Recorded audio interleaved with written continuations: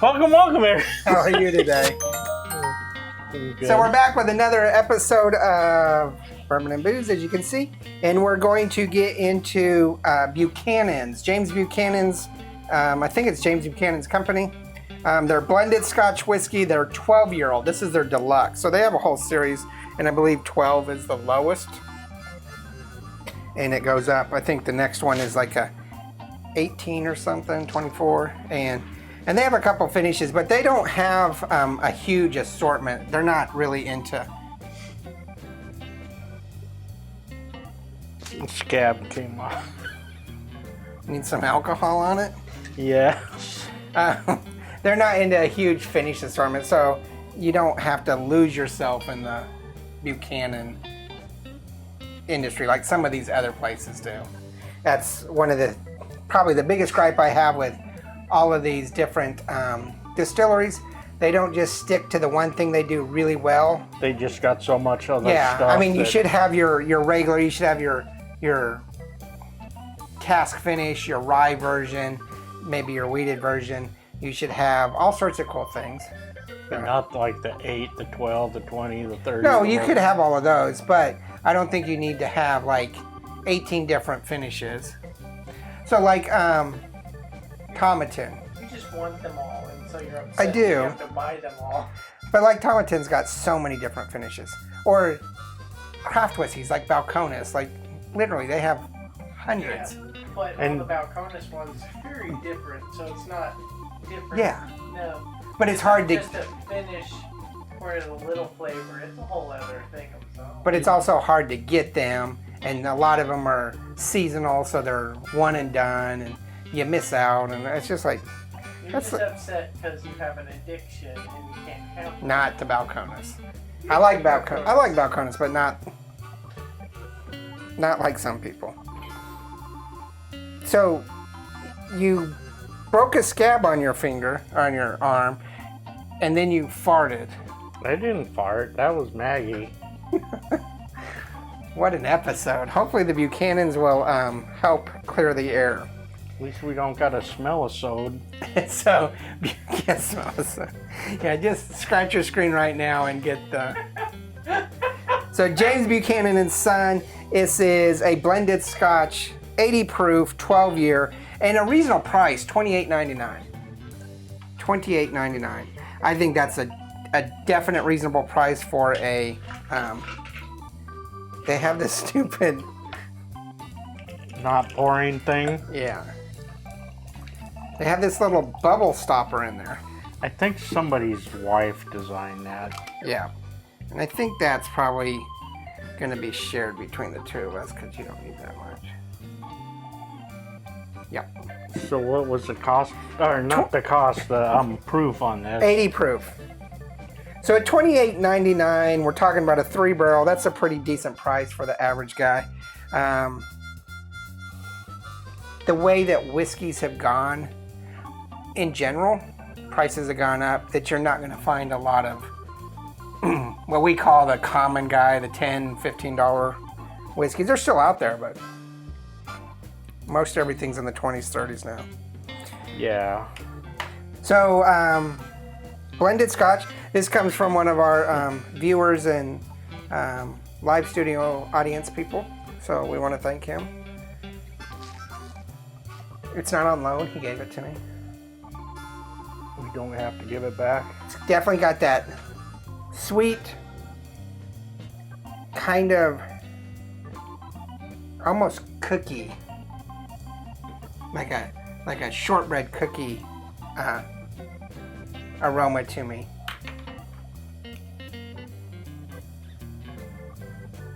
I'm not getting that. I think we need cookies in comparison.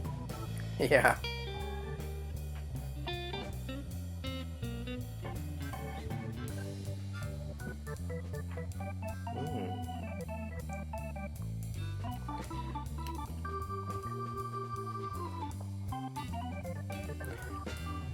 Are you cheating? No, I'm trying to, so when we're ready, I can go and not have to write stuff down. But again, as usual, you're far behind. So $28.99, a 3-barrel, pretty decent price, 80 proof, 12-year-old blended Scotch. I think that, as I said, I gave it a 3 for aroma. It's got that sweet, herbal, maltiness to it. I'm giving it a 3.5 across the board. 3.5 across the board. It does have, well, do you want to say anything about aroma? Why you gave it a 3.5? No. No. No, I don't get the cookies, but it smells like... Like a shortbread cookie, like yeah, maybe since you said the shortbread cookie, maybe I get that now. I was thinking like a chocolate chip. I'm like, no, I don't get that at all. No. But maybe a shortbread cookie, I can kind of see that. Just some hints of floral, like, I don't know, like a flowery sweetness to it.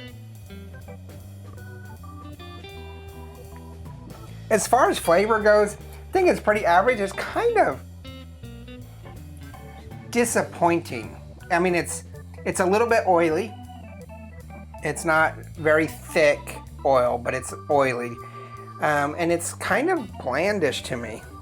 And I added a couple drops of water and that didn't really open it up for me.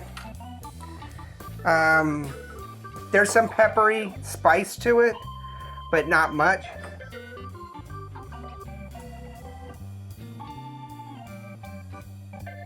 I just, it's decent. And I'm glad that I have it. I just don't know that it's got a lot of flavor to it. It's kind of got like a monotone type flavor to it. It's not like, it's not up and down. It's just like very steady. Right. There's no real impacting flavor notes to it for me. For bite, I gave it a 4. There's not really a bite there. There's a little bit of lingering burn going on right now, but there's really not any big bite or anything to it. You don't like, whoa. No. Would probably be a great introductory Scotch to somebody. However, if you compare this to another blended Scotch like Monkey Shoulder, they're miles apart. Oh, I think there's a lot more different blended Scotches. There is, but this is a little bit cheaper than, say, Monkey Shoulders. We have Bell's, which could be a really good one. Master John, I thought, was decent. William Lawson is probably one of the best blended Scotches that we have. What else do we have that's blended up there? Glen Parker, this is a little bit better than Glen Parker. About the same as Famous Grouse, but I think Famous Grouse beats this. Not too bad. I mean, it's not awful. It's just kind of disappointing for a 12-year. Yeah, I would say I'm like, I might buy something else, but if somebody gave it to me, I'd be happy to. Yeah. I'd like to go ahead and think about exploring their other iterations, or 15, 16 year, whatever the other one's, 18, and try them out. I think it's a really cool bottle. I hate this horse spout, but yeah, it's a really cool bottle. This reminds me of kind of like either Chivas or Crown Royal, or those kind of just average ginormous distribution things. Well, it's like Crown Royal. Everybody's like, just because it's Crown Royal, they're like, oh, I gotta have the Crown Royal. That's all I drink is Crown. Yeah.